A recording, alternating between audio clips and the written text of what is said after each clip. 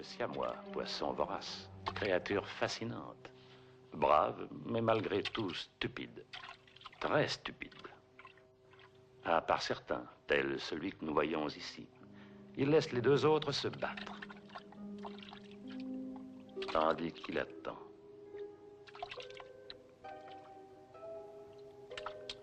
Il attend que le survivant soit à ce point exténué qu'il soit incapable de se défendre. Et alors, comme le spectre, il frappe.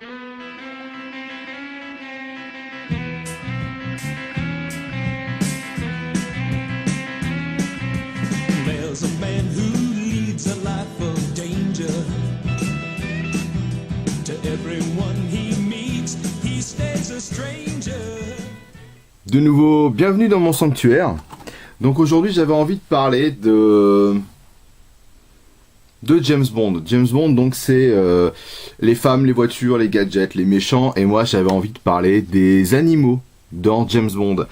C'est-à-dire que c'est une composante assez présente dans les vieux films d'aventure des années 70-80, des trucs comme les Goonies, Indiana Jones, de mettre le héros face à la nature, face aux animaux, face à la bestialité, face à tout ça. Et dans James Bond, c'est assez présent, moins de nos jours, notamment parce que c'est devenu cliché. Mais il faut pas oublier que parmi les méchants, on a requin. Même si en VO il s'appelle Jaws. Il y a renard.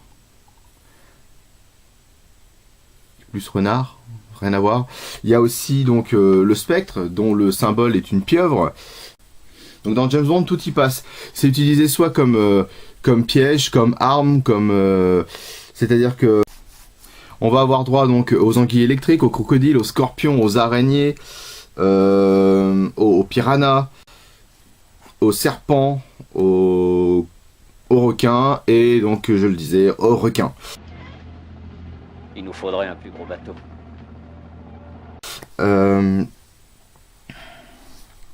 L'animal représente l'espèce de besoin que le méchant a de contrôler la nature, cette espèce de... Pour bien montrer qu'il est méchant, vous voyez ce que je veux dire, pour bien montrer la puissance du type, il contrôle une piscine remplie de requins, il a un bassin de piranhas, ça le dérange pas, tu vois. Nous on a des tortues, on a des poissons rouges, lui il a des anguilles électriques, il a des araignées, des trucs, et généralement donc James Bond se met toujours en compétition avec le méchant, c'est-à-dire que il va lui piquer une de ses meufs, il va lui détruire son plan normal, et ses pièges il s'assoit dessus, ses hommes de main pareil. Et les animaux, ça va pas l'arrêter. C'est-à-dire que soit il va les ridiculiser, soit il va les retourner contre le méchant. Les ridiculiser un peu comme ça.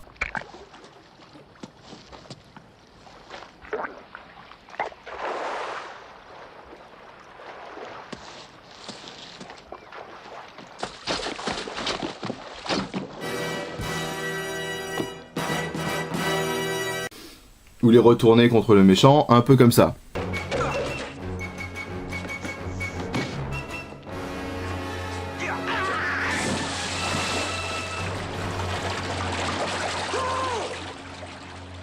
Bon appétit. Et encore mieux, moi ma préférée, c'est quand il en fait un instrument de musique. Un peu comme ça.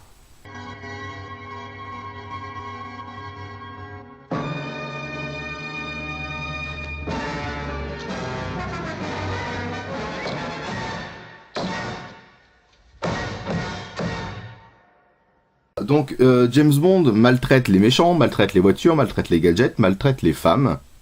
Si. C'est elle qui me l'a dit. Menteuse! Et il maltraite les animaux. Surtout un. Coup de pied. Il est balancé. C'est le pauvre chat de Blofeld.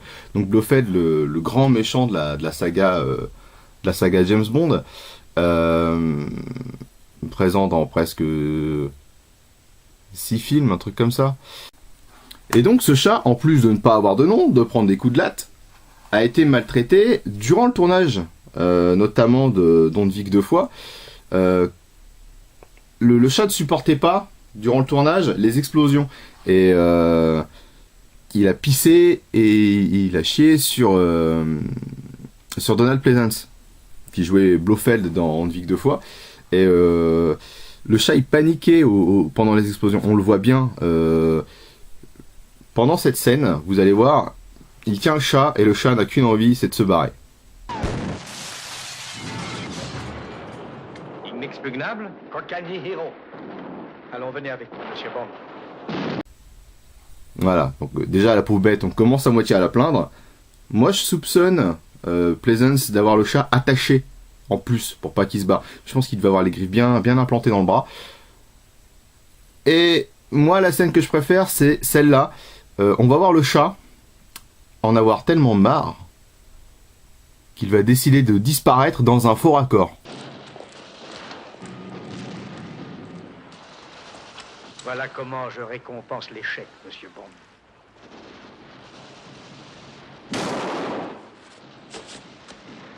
Assez. Il va se mettre entre les jambes du figurant qui est sur la droite et... Moi le chat je le soupçonne d'être le chef du spectre.